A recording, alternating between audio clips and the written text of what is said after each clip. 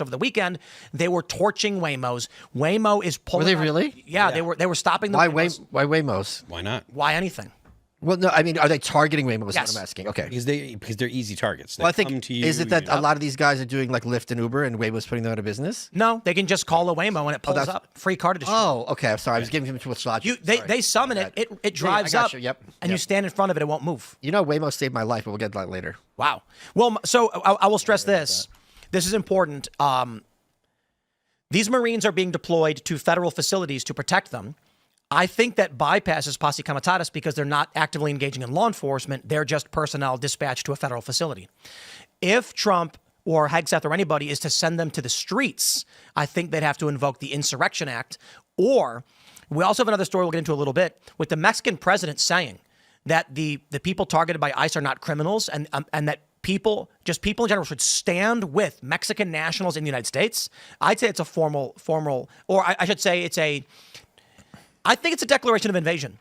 I mean, look, we can state the president that we expect decorum where the Mexican president says, I hereby declare invasion of the United States and sends out a flyer.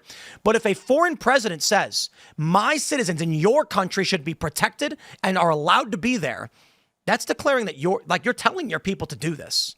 If that is the case, that foreign nationals are being advocated for by the foreign nationals' government, and many of these people are flying Mexican flags, Trump's going to say, this is not local law enforcement.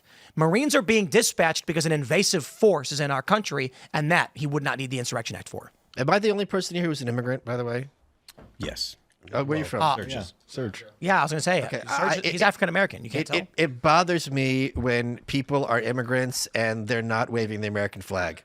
Like in my sheath ad, I'm draped in the American flag. It's kind of ironic. It's like a boxing thing, but it's also not ironic. Like, you're here. This place gave you a home. The thing that really kind of makes me laugh about all the Jew hate is that they're like America first, except for these college students who hate Israel. It's like, no. You're here. You're in some of the. When I was in North Korea, you better believe I was on my best behavior and minding my P's and Q's and acting, appropriately. So if this country has put a roof over your head, giving you opportunities, giving you safety, you don't have to worry about being decapitated by a gang, a little bit of gratitude would go a long way. And it's kind of scary that saying this is like some kind of crazy far-right point of view. This is the first time that I've ever seen, or that I can recall seeing, these types of protests about immigration or illegal immigration, where there were people that were openly flying the Mexican flag. Now, maybe it has happened and I'm unaware of it, but this, to my recollection, is a totally new dynamic where people are literally anti-America while they stand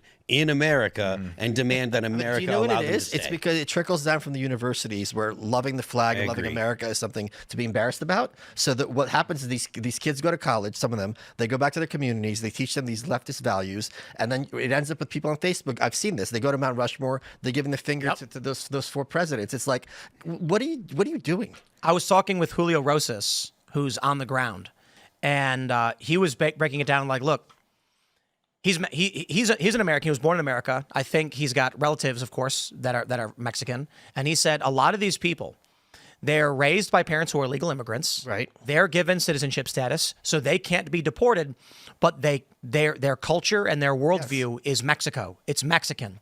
So what you're seeing on the ground are American citizens waving Mexican flags. This is one of the biggest problems with birthright citizenship. Yes. These people have no allegiance to America. Yep. They vacation in Mexico.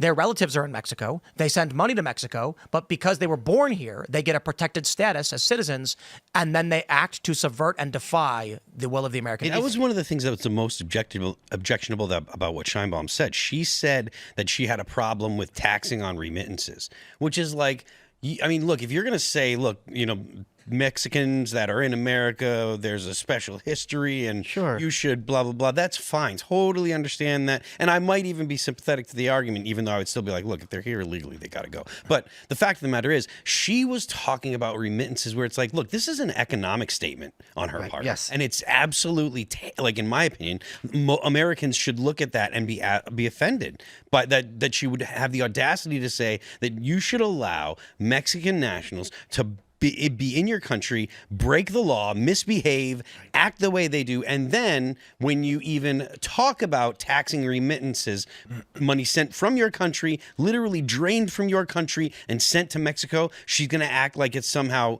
like that is somehow acceptable, international diplomacy or whatever. Maybe she should focus on overseeing her country that had 30 assassinations of presidential candidates just last year. Is that true? Yeah, I think at least 30. Well, they weren't. They weren't all presidential candidates. No, they were like all other in the politicians. government, but 30, like 26 or something like that. I don't know, man. You're trying to. Now I'm kind of on their side. Okay, so let's kind of making me feel like a Mexican now. Thanks for checking out this clip from Timcast IRL. Make sure to watch the show live Monday through Friday at 8 p.m. Subscribe to this channel, and we will see you all there.